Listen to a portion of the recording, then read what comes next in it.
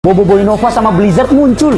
Wih, itu Boboiboy apa? Kamu kan juga nonton. Masa nggak tahu? Ini itu tahap 3-nya Boboiboy api sama air.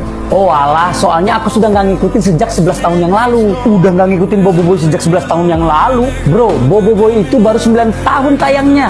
Hah? Bukannya Boboiboy itu tayang pertama tahun 2011? Bener, tapi kan ini masih tahun 2020. Alem mama, ini loh sudah tahun 2026 dan Boboiboy itu sudah tayang sejak 15 tahun yang lalu. Hah? Ini sudah tahun 2026? Hei, nggak terasa kan waktu berjalan?